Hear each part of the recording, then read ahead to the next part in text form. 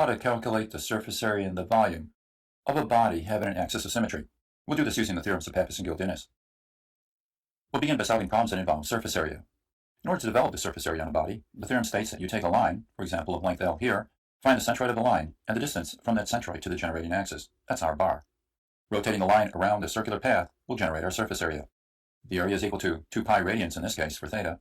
Our bar, of course, as I said, is the distance from our generating axis to our centroid for our line, and L is the length of the line. Now we'll put this to practice with a few examples. Here we want to determine the surface area for this solid. Actually, it's a double cone, isn't it? And to generate the surface area, we need to use two different line segments, one for the top cone and one for the bottom one. We need to locate the distance from the centroid to the generating axis for each line segment.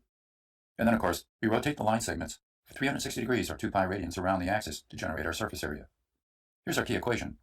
To apply it, we'll first consider this line segment. Here we write 2 pi radians.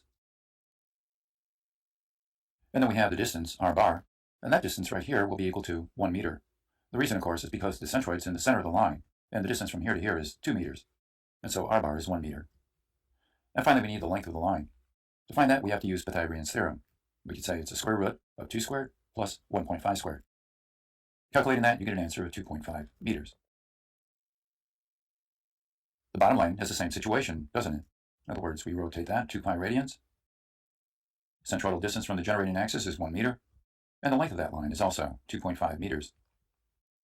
Now that everything is set up, we simply run through the calculation and get our result. It turns out to be 31.4 meters squared.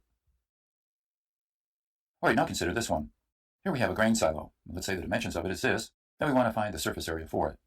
Well, to do that, how many line segments do we need to rotate around the generating axis? There'll be 3, won't there? One for the top, the side, and of course the bottom. We have to locate the centroidal distance from the generating axis for each line segment, and then we can apply our equation. And then, of course, we rotate these a full circle around to generate our surface area. Here's the key equation, so let's apply it and get our result. We'll begin with the top line segment up here. There we have, of course, 2 pi. Then we have our distance from here all the way to here, and how much would that be? It's 0.5 meters, isn't it? The length of the line, of course, is equal to 1 meter. Now let's do the side. Here we write 2 pi. The distance from here to here, of course, is equal to 1 meter. And the length of the side line is equal to 2 meters. And finally, we have the bottom. That would be 2 pi. Now we need a distance from here to here, and what would that be? Well, again, the centroid's in the center of the line, and so therefore this distance is 0.5 meters. And finally, we need the length of the line. And to calculate that, we have to use Pythagorean's theorem again. In other words, the square root of 1 squared plus 1 squared. So this essentially becomes the square root of 2, doesn't it? Now everything is set up and we can run through the calculation and get our result. It turns out to be 20.2 meters squared. All right, now let's consider applying the second theorem of Pappus and Guldinus in order to find the volume of a body of revolution. The way we go about it is we take an area and we rotate that around the axis to generate the volume. So the theorem states that you take that angle of rotation in radians. In this case, for the full volume, that would be 2 pi radians, multiply it by the centroidal distance from the generating axis to the centroid for the area, and multiply that by the area that's generating the volume. All right, now let's use this idea to solve a few problems. For example, here we want to find the volume of this solid, which consists of 2 cones. In order to generate the volume, we'll consider these 2 areas, these 2 triangles, rotated around our generating axis. We have to locate the centroid of each triangle, find its distance from the centroid to the generating axis. And of course, the centroid gets rotated 360 degrees around, or 2 pi radians, to create the full volume. Here's our key equation, and let's apply it now. We'll consider the top triangle first. There, of course, we write this as the following. First, 2 pi, the angle through which the centroid travels. And then the distance from here, the centroid, to the generating axis. How much do you think that would be? Well, it would be 1/3 of 3, wouldn't it? Because the centroid for a triangle is 1/3 of the way over. In this case, we're considering this to be the base of our triangle, aren't we? So 1/3 of 3, of course, is 1 meter. And then we have the area of our triangle, 1/2.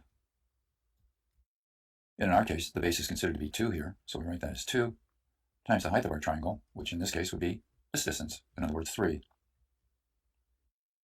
We have 2 triangles that are the same, and so therefore we'll just simply repeat the numerics on the second term. So we have 2 pi, and then our distance of 1 meter, which is the location of the centroid from the generating axis. And finally, we have our area. It's 1/2, the base, which is 2, and of course we have our height, which is 3. If you work this through, you get your result. It turns out to be 37.7 cubic meters.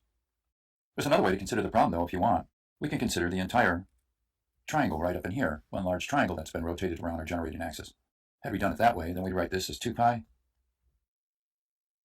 And then we need our centroidal distance for our large triangle. And that again is 1/3 of the way over from here. And that would be 1/3 of 3 or 1 meter again.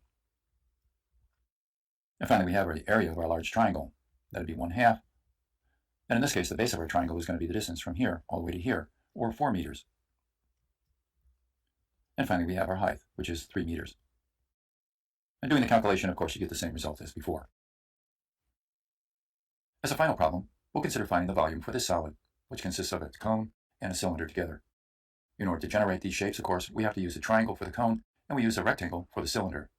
Here's the location of the centroid of each one of these, and so this, of course, gets rotated a full 2 pi radians around to generate our full volume. Here's our key equation, and let's apply it. First, we'll consider the triangle up in here. Obviously, the base of our triangle in this case is going to be 2, and the height is in this direction. It's 3. 1/3 of 3, of course, is equal to 1 meter, and that would be our distance here. So for the triangle, we write the following. First, we have 2 pi radians. Then we have our distance, r bar, which we stated was equal to 1 meter. And now the area of our triangle.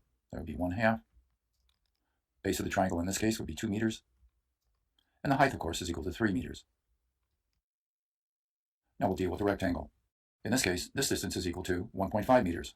So for the rectangle, we write plus 2 pi radians, r bar being 1.5, and finally our area. And that, of course, is equal to 5 times 3. And when you work this through, you get your result, 160 cubic meters. And so that pretty much shows you how we can apply the theorems of Pappus and Guldinus to find surface areas and volumes. And so on that point, we'll end our lesson.